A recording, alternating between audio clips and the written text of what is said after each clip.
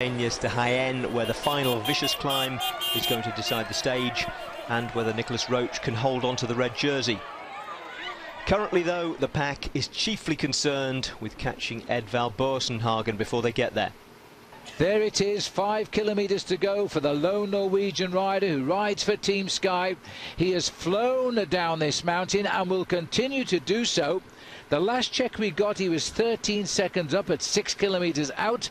The peloton were waiting now to arrive. There they go, about the same. 13 seconds is the gap at 5 to go. Yeah, he's holding the gap very well, but it's not going to be enough to stay away on this this final climb. It's too steep. Once the climbers do get on that, they'll be really sprinting, almost sprinting up this climb. 4 kilometres coming up. The gap is counting. And they're saying 11 seconds now at 4 to go. And all the boys in red are making it quite plain now that they think they've got the men to handle a day. And the man in the red jersey of race leader, Nicholas Roach, he's well aware of what's going to happen, because after all, the Katusha team made no secret of what they would do today, Graham. No, absolutely not. You know, they are the favourites. We're just looking there at the peloton. That peloton's reduced even further on that descent. It has split. Well, it's a very dangerous descent, this, and if you don't need to, why take the risk? We're under 3k. Watch the clock at the bottom of the screen. 7 seconds the gap. It was 11 a kilometre ago. Now at 3 kilometres, it is 7 seconds. We're about to start the climb, and about 1.5 kilometres away from the climb. I'm not too sure what Chris Horner's doing there. He may not like the proximity of our television camera. That's exactly what he's doing. The camera was a bit close there, and he was just saying, not necessarily because they're pacing the Katushas so much, but just to make sure it gets out of the way. Well, there you can see the motorbike down there filming the race from the head, but you're right, it can sometimes spoil a planned attack. Here we go. This will be 2 kilometres to go. 1 kilometre to the climb. Clock running. It was 7 seconds last time. How about 2 seconds this time, Graham? They're right there. It's all over. Just about to catch him, so it's all down to this final climb, and I think we're going to see a real battle royal on this one. Now it will start once they catch Edvald Boasson. It was a brave attack, that, and well worth it if you felt good. This very compact heads of state peloton now are lining up for the last 1.5 kilometres. And just right there, 1-2-1, and the rider in green is Rodriguez and Moreno. And on the left of our road, the red jersey of Nicholas Roach, and this boy's up for the fight. You can see the damage that descent's done. There's probably 25 riders there, just caught sight of Philippe Gilbert. He was quite a way back in this group a minute ago, but he's now working his way to the front. And the white jersey, far right, Gilbert, and the BMC rider in front looking over to see where he is, because he's looking to manoeuvre Philippe Gilbert. 2 years ago, Gilbert would not have lost a finish like this. He could win any which way you liked on a short, sharp drag. Now, is he feeling in that condition right now? He's certainly in a right position. And he's certainly had his team doing the work for him today. Maybe he told them he feels good. This is the finishing town, but we've now got the climb up to the finishing line itself. Well, the first attack is coming from Astana. 1 kilometre to go. And Moreno has moved himself into a perfect position, if anything a little bit too soon, but he's decided to give it a go here. So he may be trying to draw the sting of the race to allow Rodriguez. Look how narrow this is. Danny Moreno, the man who won at Finisterre uphill, and the only Spanish rider to have won a stage so far. We're now on stage 8 of the Vuelta, and look how this kicks up. I can't think why they don't give it a category in the King of the Mountains. Absolutely, and just seen it just bunched up a little bit. They strung out through that little couple of corners, but we're just about to hit the really steep part of this climb. Now just remember, Graham, that this is, as we watch Tanel Kangat, it is, of Astana, who's gone again. Moreno has gone again. He's blazing a lone trail, but he knows this climb. He knows it's unwise to go early, or he's very confident.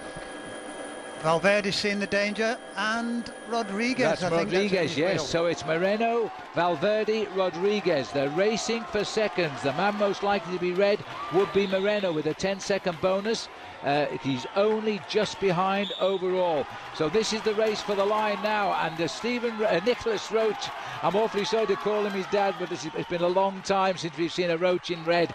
And we're looking now at the attack here, and what an attack that is by Dani Moreno, the man who would have finished there. Alejandro Valverde chases, Rodriguez chases, but I think he's just too quick.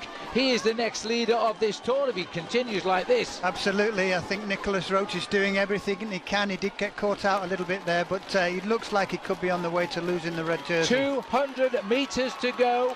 As he comes up to the line here, there's another red jersey on. He's 17 seconds. He must win by 7 seconds to get the red jersey, because he gets a 10-second bonus. Well, he's certainly got 7 seconds. He might have all 17 here. That's an incredible ride by Moreno, and he becomes the first rider, but Nicholas Roach is trying. He's 5th man behind. But Moreno here is climbing to Spain's 2nd win and his 2nd win of the Tour of Spain. And now the clock, top right, is counting. Valverde comes over. Rodriguez, 5. It's going to be desperately close, but he just loses it. And by 2 seconds, I reckon. Oh dear, oh dear. But the new leader of the race will be Dani Moreno. You could see he was desperate for that line to come. He'd attacked very early on the climb, maybe a little bit too soon, but he hung on well, and you could see how steep it is when he crossed the line, because he almost stopped pedaling completely. But the other guys were coming back at him, and I think probably the guy who finished the quickest over those last couple of 100 metres was possibly Nicholas Roach, but I think he may have just lost it for maybe just a second. Yes, that's exactly what it was. Sadly for Nico Roach, a second. He finished 8 seconds behind Moreno, and that, plus the 10-second winner's bonus, just about wiped out the 17-second lead he held this morning. Alejandro Valverde and Joaquin Rodriguez prevented Roach from picking up any bonus seconds himself to save his jersey. Samuel Sanchez, Rinaldo Nocentini and Vincenzo Nibali all finished on the same time as Roach. Ivan Basso came in 15 seconds down, just ahead of Sergio Henao, but Henao's Sky teammate Rigoberto Urán lost 47 seconds. Luke Rowe, who spent so long in the break today, rode up the final climb with his fellow Brit Andy Fenn 17 minutes after the winner. First Grand Tour, first breakaway, coming of age. How are you? Yeah, not too bad. I mean, it was always going to be a tough one to go the distance. It was just a case of making do and using what we had. I mean, realistically, it was always going to come back, but it was still great to be out there, you know, go out front, and yeah, it was a good day. And at the end of your good day, you had this monster to climb up. How was it after all your efforts? Yeah, after a tough day, it's the last thing I wanted to do, but no, it was okay. Nice little gruppetto formed on the second cat and just rolled in. So yeah, another day done and another day closer to Madrid.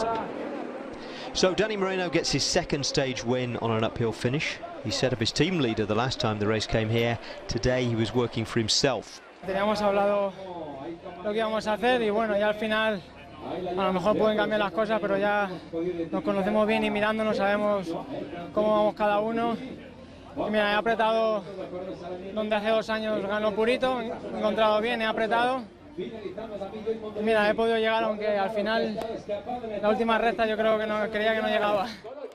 Well, Nicholas Roach was back on the podium, as he has been every day since last Sunday, but he's down to the last jersey in his collection now, the King of the Mountains. Nico, 1 second the difference, very, very close, but what a final climb, what a hard way to the line. Yeah, it's extremely long kilometre. I know kilometre's a kilometre, but it definitely feels more than that. You know, when we turned right, I recognised the finish. Like, I knew it was this one, but you're never 100% sure until you actually get there, you know? So it doesn't matter if you checked it on YouTube or whatever, like I was telling you this morning. But fortunately, the scenario that I was thinking of this morning happened. You know, the team had that in the back of my mind. We knew that if we arrived at a bunch sprint, Moreno would win and take the bonus. Actually, this morning I was joking with Philippe Gilbert, and I was like, I really hope you win today, you know. And that was it. That didn't happen. I fought till the line, but you know, okay, today I'm second. I'm still in the mix, and hopefully over the next few days I can come up with something good tomorrow, and hopefully pull a good time trial. So here are the new standings. Danny Moreno leads this race by a second from Nicolas Roche. Vincenzo Nibali is third at 19 seconds, 3 seconds ahead of Alejandro Valverde and 9 ahead of Chris Horner. Joaquim Rodriguez moves up. He's 37 seconds behind Nibali now, 56 seconds behind his teammate Moreno.